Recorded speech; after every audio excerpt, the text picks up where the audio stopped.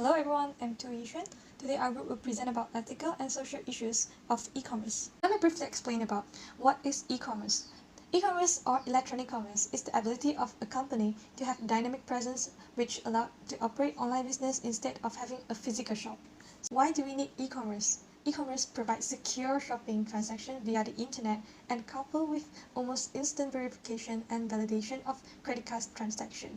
So for the objectives is to identify and discover the major ethical and social issues in e-commerce. Next is to find out the major threats in e-commerce, and lastly to give a better understanding on how businesses and consumers can be safe from online threats. Let's go to the topic I'm going to discuss today, which is the ethics in e-commerce. Basically, ethics in here is behaving ethically in person of professional sphere. In e-commerce, a professional can cause great harm through dishonesty, carelessness, and incompetence. It is very hard to gain trust on the web because the customer don't know who you are. Sometimes it is difficult to do the right thing because it takes courage admitting to a customer that your program is faulty. Thus, e-business must honor their business policies and their customers' privacy and security. Here's the questions. If fraud occurs, whose fault is it? What is the correct moral choice when we face the alternative courses of action? We came with three main features of ethical choice. Let's look at the first one, responsibility. It is a key element of the ethical actions. Responsibility means that you accept the potential costs, duties, and application for the decision you make. Due to our studies, the one who chooses the technology has to be responsible for the consequences. Normally, it will be the manager of the project. Let's go to the next feature, accountability.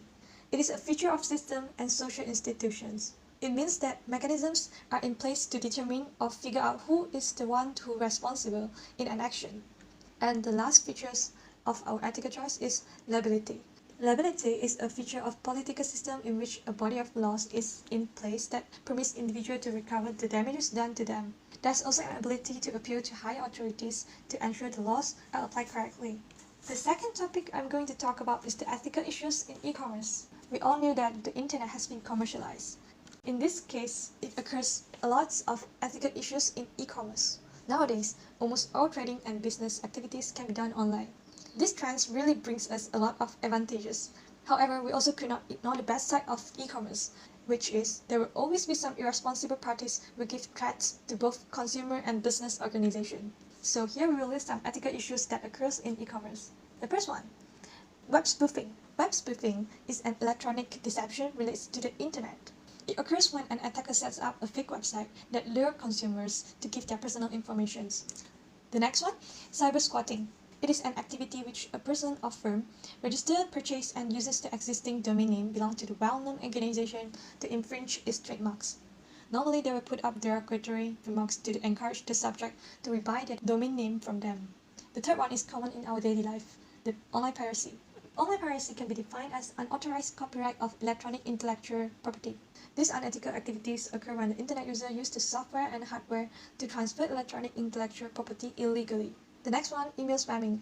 Email spamming, also known as UCE, unsolicited commercial email. The spammer will send or broadcast unwanted advertisement or correspondence over internet. So their purpose is trying to get the people's financial information to defraud them. Normally, the content of email redirects to the fake website. This technique, also known as phishing. The last ethical issue I want to state is privacy invasion. It occurs when the personal details belong to consumers are exposed to unauthorized party. It may occur in three ways. The first one is through e-commerce business. They buy information about individuals such as the personal details, shopping habits, and so on. This can be done with or without individual knowledge. They buy the information to help their marketing and selling of products. Another way of privacy invasion is the personal information of consumer being transmitted may be intercepted by anyone other than the person whom it is intended. Last but not least, malicious programs delivered via web pages could reveal credit card numbers, users' names, and passwords that are frequently stored in special files. We also call it as cookies. So that's all from me. Thank you very much.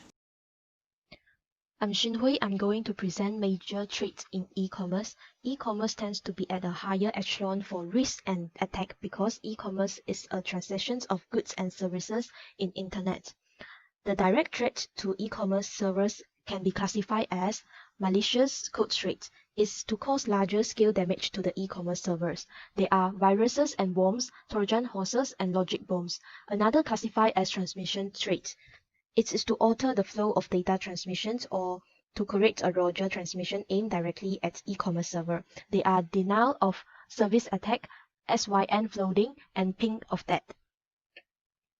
Next, I'm going to present implications of e-commerce. Many legal, moral, and ethical issues should consider when using internet and e-commerce. First, ethical and moral implications. There are many ethical implications for business to run into that would normally be addressed when doing business face-to-face. Next, legal implications. Regulations of e-commerce is very important for cyberspace markets, as it helps or stops the organization working with e-commerce and able to protect the consumer in online markets. Next is security implications. Few security implications when setting an e-commerce website, especially when handling sensitive information. Next is customer and server. To secure data between the customer and web server, there is a system called SSL. SSL is the secure socket layer which encrypts the information between them so no one can read it. Lastly is server security. Server will have to be able to protect and withstand any hack's attempt to retrieve the information that is stored, such as credit card information and other personal information. That's the end of my presentation. Thank you. Now, how do we keep your computer safe? As we all know, the online world is full of benefits, but it could also impose threats. One of the ways we can keep our computer safe is to install security applications such as antivirus and anti-spyware. One of the examples for antivirus is Kaspersky, McAfee, and for anti-spyware, it scans your computer for worms and Trojan horses. Next is to always stay up to date. You should always update your operating system, web browser, and antivirus regularly because the updated versions of any software will have the latest fixes and security patches. Now, there are other implications that we could follow to keep our computer safe. One of it is to do not open unknown emails, as this is how phishing and scam is being spread. Next is to always use the right web browser. Make sure it is the upgraded version of the web browser. Next is to sense everything around you. Make sure the web browser that you are using is correct version and it is not phishing web browser. Next is authentication. I think we are all familiar of the authentication factors such as two-factor authentication for social media accounts and Touch ID and Face ID. Next is intrusion check. Make sure your account is not being followed or intruded by unwanted visitors. And lastly is to educate users on the implications on how to keep your computer safe. In conclusion, the internet is constantly growing and evolving. It is how we stay connected with other people and it helps a business grow. Applying good ethical standards is a direct reflection of your business. How you handle your privacy and security issues is a way to gain your customers' trust. It is a way to uphold your company's image. So that is all from me and my group mates. So thank you.